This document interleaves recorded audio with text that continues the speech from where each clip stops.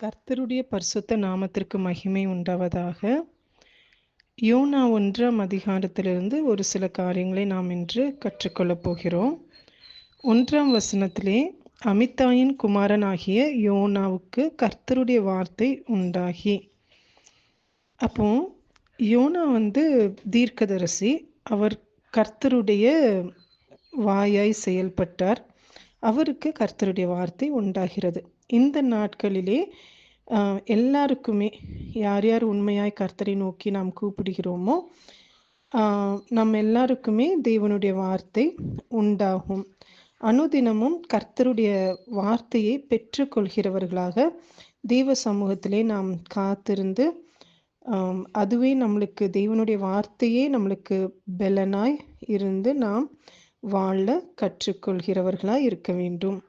அடுத்ததாக 2ஆம் வசனத்திலே, நீ எழுந்து மகாநகரமாகிய நினிவேக்கு போய் அதற்கு விரோதமாக பிரசங்கி அவர்களுடைய அக்கிரமம் என் சமூகத்தில் வந்து எட்டினது என்றார். இங்கு நினிவே பட்டணத்தில் உள்ள ஜனங்களின் அக்கிரமம் தெய்வ சமூகத்தில் போய் எட்டினதாக கர்த்தர் யோனாவுக்கு சொல்லுகிறார். இப்போ நம்முடைய கிரியைகள் தெய்வ சமூகத்தை போய் எட்டுகிறதா இருக்கிறது. நம்முடைய ஜெபங்கள், நம்மளுடைய வேத தியானிப்பு, நம்மளுடைய ஆராதனை, நாம் கர்த்தருக்கென்று செய்கிற காரியங்கள், நற்கிரியைகள், கர்த்தருக்கென்று கீழ்ப்படுகிற காரியங்கள் எல்லாமே இது நன்மையான காரியங்கள்.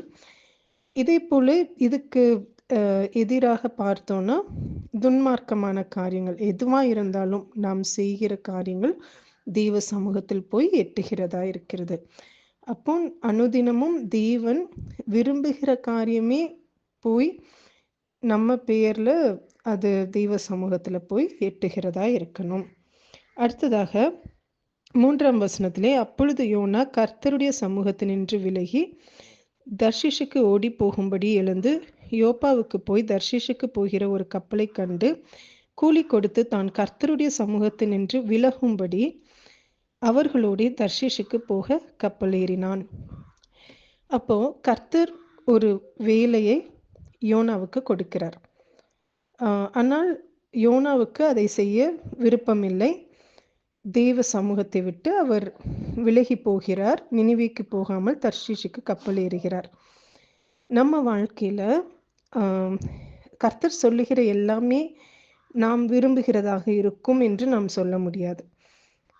ஒரு சில காரியங்கள் நாம் நம்ம அதில் விருப்பப்பட மாட்டோம் செய்கிறதுக்கு.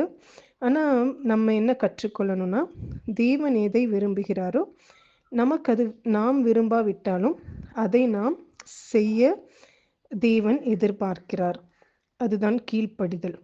அப்போ நமக்கு அது விருப்பம் இல்லாட்டினாலும் தேவன் அதை விரும்புகிறது நிமித்தம் நாம் நிச்சயமாக அதை செய்யும் பொழுது தேவ நாமம் நம் வாழ்க்கையில் மகிமைப்படும். Praise the Lord. God bless you.